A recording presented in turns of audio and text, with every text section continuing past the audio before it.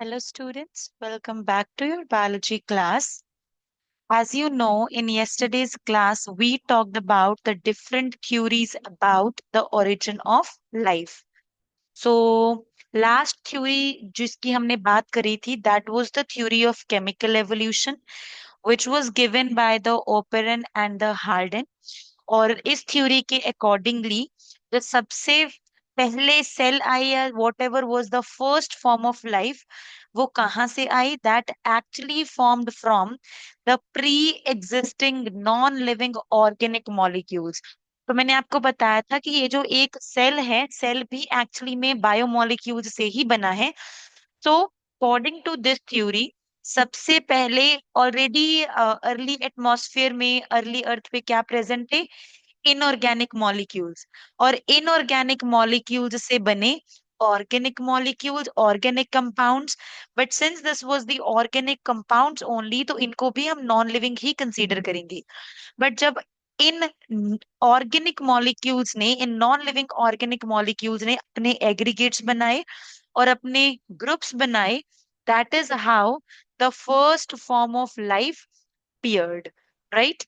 So this is what the chemical evolution says कि इससे पहले की लाइफ ओरिजिनेट होने से पहले किसका ओरिजिन हुआ था? There happened the origin of the organic molecules. So this is why we say दो चीजें हैं यहाँ पे chemical evolution and the biological evolution. Biological evolution होने से पहले किसका एवोल्यूशन हुआ? केमिकल एवोल्यूशन का। बायोजेनेसिस होने से पहले भी before the formation of life there happened the chemical evolution जिसमें नए ऑर्गेनिक मॉलिक्यूल्स बने from the inorganic molecules.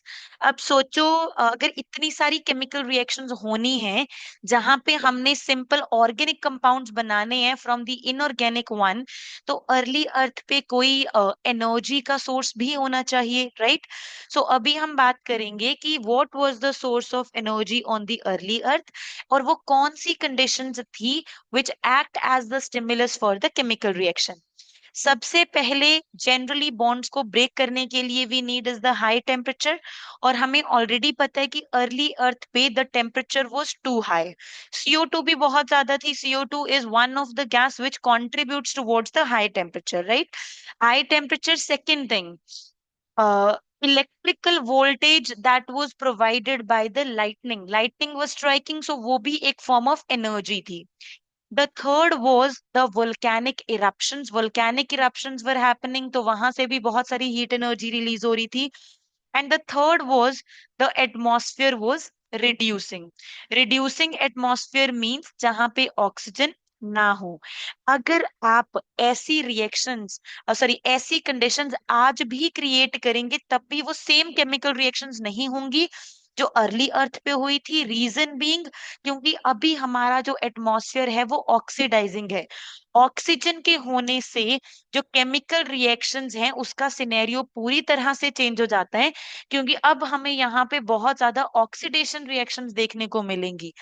But early earth पे ऑक्सीजन की एब्सेंस में ही रिएक्शंस हुई जिसकी वजह से इट वाज मेड पॉसिबल कि इनऑर्गेनिक मॉलिक्यूल्स से सिंपल ऑर्गेनिक कंपाउंड्स बने। So early atmosphere was reducing जिसमें ऑक्सीजन नहीं थी। कौन कौन सी गैसेस थी? मीथेन था, अमोनिया था, वाटर वेपर्स थे, हाइड्रोजन थे and also there was the carbon dioxide, right?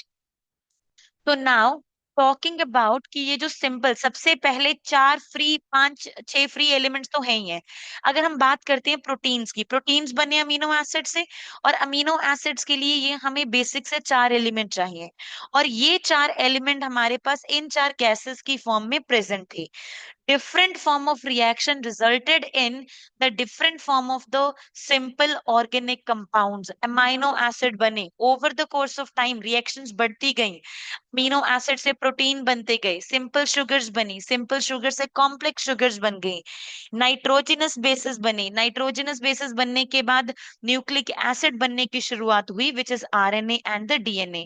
और जब इन कॉम्प्लेक्स ऑर्गेनिक मॉलिक्यूल्स ने खुद को एग्रीगेट्स की फॉर्म में अरेंज कर लिया and that is how the first life form originated. अब ये पूरा का पूरा जो हमने हाइपोथेसिस पढ़ा, दिस इज हाइपोथेसिस, बिकॉज हमें नहीं पता कि अर्ली अर्थ पे कैसी कंडीशंस थी, वहां पे सच में ऐसा कुछ हुआ होगा कि नहीं। तो every time we give a hypothesis, हमें उसको एक्सपेरिमेंटली प्रूफ करना है या हमें एविडेंस देना है। तो अब इसको प्रूव करने के लिए there came the another scientist S L Miller, और एस एल मिलर ने एक्सपेरिमेंटल एविडेंस दिया which supported the chemical evolution theory given by the Oparin and the Haldane. तो एक्सपेरिमेंटल प्रूफ के लिए एस एल मिलर ने क्या किया, उसने वो सारी कंडीशन एज सच क्रिएट करी लैब में जो अर्ली एटमॉस्फेयर पे प्रेजेंट थी, right. So you see this is the spark chamber. Spark chamber के अंदर उसने पहले सबसे ली चारों बेसिक सी gases, which is methane, ammonia, water and the hydrogen gas, right? And इस स्पार्क चैम्बर का जो टेम्परेचर था दैट वाज मेंटेन्ड हाई, ताकि जो अर्ली अर्थ पे कंडीशंस थी उसको मिमिक किया जा सके, वैसी ही कंडीशंस यहाँ पे क्रिएट करी जा सके, राइट। तो इसमें जो टेम्परेचर मेंटेन किया गया, the temperature was about 800 degree Celsius, जिसको हमने यहाँ पे मेंटेन किया, right. And the next thing that happened over here to mimic the lightning, क्योंकि अर्ली अर्थ पे तो लाइटनिंग भी हो रही थी, that was also a source of energy. तो यहाँ पे भी also use the electrodes, these electrodes creates the sparks which provided an electric voltage of about 75,000 volts, right? और इस चैम्बर में मेनली चार गैसेस थी, methane, ammonia and hydrogen and the water vapours. कभी कभी क्वेश्चन आ जाता है मीथेन, अमोनिया और हाइड्रोजन की ratio. So methane, ammonia and the hydrogen was in ratio 2:2:1 no sorry, methane, ammonia and the hydrogen was in the ratio 2:1:2, right? और oxygen को remove करने के लिए और गैसेस को रिमूव करने के लिए we had this vacuum pump, ताकि जैसे अर्ली एटमॉस्फेयर पे ऑक्सीजन नहीं थी वैसे ही यहाँ पे रिड्यूसिंग एटमॉस्फेयर क्रिएट किया जा सके। So he recreated the conditions in a closed flask with four gases, temperature maintained to 800, electrical voltage created by the electrodes, right? And then the next thing if you see, क्योंकि early earth पे जो temperature था it was like boiling hot, it was cooling hot temperature, cold conditions वो बार बार repeat हो रही थी, cyclic conditions थी, मैंने कल भी बताया था आपको जब ओशंस के बारे में बताया था, राइट। तो अब उन उस कंडीशंस को मिमिक करने के लिए कि ये गैसेस हमेशा इवेपोरेटेड नहीं रहती हैं, these gases also cools down, तो यहाँ पे we used a condenser, same condenser that we use in the chemistry. So condenser में यहाँ से वाटर एंटर्स इन, तो जो भी गैसेस यहाँ से पास कर रही थी it cool down the gases and the gases comes out in the form of the droplets, right? And then whatever water comes it gets trapped over this u-shaped trap, right? And यहाँ पे boiling water था, boiling water was again evaporating, वो फिर से इस electrical discharge में आ रहा था, कंडेंसर से कूल डाउन हो रहा था, फिर से लिक्विड में कन्वर्ट हो रहा था और यहाँ आ रहा था। अब ये प्रोसेस हमने एक बार नहीं किया, एस एल मिलर ने इस एपरेटस को जब ऑन किया he allowed the reactions to take place over 18 days. 18 दिन में इमेजिन करो ये जो गैस की मूवमेंट है from the spark chamber to condenser and then liquefy होके फिर से गैस में कन्वर्ट करना, फिर से कंडेंस करना, वो कितनी बार हुई होगी। एंड फाइनली ही collected some water from this trap, और इस ट्रैप में से जब उसने वाटर कलेक्ट किया he observed the formation of amino acids. So इन इनऑर्गेनिक मॉलिक्यूल्स से फर्स्ट ऑर्गेनिक मॉलिक्यूल्स जो बने that were the amino acids, right. So this was the Miller's observation, और यही एमाइनो एसिड्स थे जिन्होंने बाद में मिलके क्या बनाए, प्रोटीन्स, राइट? सो ये जो एस एल मिलर का एक्सपेरिमेंट था, that is to prove the hypothesis of chemical evolution, और इसने प्रूव भी किया। अभी राइट नाउ जिस थ्योरी में हम सबसे ज्यादा बिलीव करते हैं, that is the theory of chemical evolution. किसी भी थ्योरी में बिलीव करने के लिए हमें क्या करना पड़ता है? We have to give the experimental evidence. तो this was the experimental evidence which made us believe कि yes it was the chemical evolution जो पहले हुआ, फिर उसके बाद लाइफ ओरिजिनेट हुई। और इतना ही नहीं, सबसे पहले अमाइनो एसिड्स इसलिए आए डिपेंडिंग अपॉन दिस रेशियो।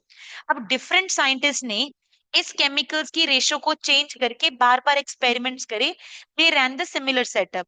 जैसे मिलर ने ऑब्जर्व की formation of amino acids, different scientists observe the formation of sugars, nitrogenous bases, pigments and the fats.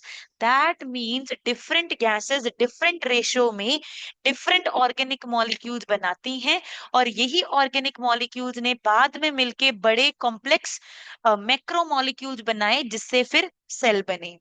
Now this is the observation experimental one. इसके अलावा we also have the other proof कि chemical evolution ही हुआ था, that was the meteorite analysis. You know what are the meteorite? Meteorite rock जैसे chunks हैं जो outer space से आते हैं कहीं से, which is not a part of maybe solar system, maybe not even a part of your galaxy. वो outer space से आ रहे हैं। तो कुछ meteorites which fall on the earth, हमने उनको एनालाइज किया, और जब हमने इस मीटियोराइट के कंटेंट को एनालाइज किया तो हमें वो सेम ऑर्गेनिक कंपाउंड्स मिले, सिंपल वाले, जो इस मिलर की ऑब्जर्वेशन और दूसरे साइंटिस्ट के एक्सपेरिमेंट्स की ऑब्जर्वेशंस में मिले। इससे क्या पता चलता है? कि वो केमिकल रिएक्शंस जो अर्ली अर्थ पे हुई, जिससे सबसे पहले केमिकल्स बने, वैसी सिमिलर केमिकल रिएक्शंस कहीं और भी चल रही हैं। अभी भी किसी और प्लेनेट पे मे बी आउटर स्पेस में केमिकल एवोल्यूशन चल रहा है, right? So these observations and the supporting evidence from the meteorite analysis made us believe that the first chemicals were formed and then the cells were formed later on. अब बात करते हैं कि life कब originate हुई। सो सबसे पहले जो इनऑर्गेनिक मॉलिक्यूल से मिलने से बना, लेट्स से हमने यहाँ पे लिपिड्स को अरेंज कर दिया in the form of bilayer, अंदर आ गया RNA. This is not a cell, true cell नहीं कह सकते इसको। सो जो सबसे पहली लाइफ आई, that was actually the non cellular form. वो सेल्स नहीं थे, but they were simply aggregates. Aggregate समझते हो? ग्रुप्स, ग्रुप ऑफ मॉलिक्यूल जिसमें आरएनए था, प्रोटीन थे, पॉलीसेकेराइड थे, लिपिड की मेम्ब्रेन थी, उसने खुद को कुछ ऐसे अरेंज कर लिया था, but it was not a cell. But ये जो जायंट बायोमोलिक्यूल्स के एग्रीगेट्स बने, वो सेल्फ रेप्लिकेट भी कर रहे थे, और वो मेटाबॉलिज्म भी करना स्टार्ट कर चुके थे। So this was the precursor of the life, यहीं से लाइफ ओरिजिनेट हुई। और ये जो अर्ली स्ट्रक्चर्स थे, non cellular aggregates, they originated about 3 billion years ago. सबसे पहला सेल कब बना? The first cell originated about 2 billion years ago. 2 billion years ago सबसे पहले यूनिसेलुलर ऑर्गेनिजम्स बने। सबसे पहले ऑर्गेनिजम्स जो बने थे, देवर एनारोबिक हीटरोट्रॉफ्स। फिर एनारोबिक हीटरोट्रॉफ्स से आए कीमोओटोट्रॉफ्स, और फिर कीमोओटोट्रॉफ्स से आए फोटोओटोट्रॉफ्स। कीमोओटोट्रॉफ समझते हो ना? The organisms, the bacteria which actually do which actually prepare the food using chemicals, not the light. फिर कीमो ऑटोट्रॉफ से आए ऑटोट्रॉफ्स, फोटो ऑटोट्रॉफ्स भी कैन से। फोटो ऑटोट्रॉफ्स के आने से ऑक्सीजन का बनना शुरू हो चुका था, और ऑक्सीजन बनने के साथ साथ फिर शुरुआत हुई aerobic organisms की। So this is how the life evolved. But the first cells were prokaryotic, they were anaerobic heterotroph. First life पानी में originate हुई, क्योंकि अर्थ बहुत अनस्टेबल थी उस टाइम पे, और यूवी रेडिएशंस का कंटेंट बहुत ज्यादा था। तो सेल्स को प्रोटेक्ट करने के लिए the life originated inside the water, and water was also medium for the chemical reactions, right? So this is all we have about the theory of the chemical evolution. the supporting evidence and the observation of the Miller's experiment, जो ये prove करती है कि cell के originate होने से पहले chemicals का ओरिजिन हुआ, right? So this is all we have about it, about the chemical evolution. अब इसके बाद the next thing that we will be talking about will be entirely biological evolution. That how does organisms evolved over the time? Okay. All right then, that's all for today. इसको thoroughly समझने की कोशिश करना। 3 timelines दे रखी हैं हमारी text book में, 3 billion years, 4 billion years and the 2 billion years. इन तीनों में डिफरेंशिएट करने की कोशिश करना। I have already told you. Still if you don't understand the difference between the 3 timelines, you do let me know. Okay. All right then, that's all for today. Bye bye. Have a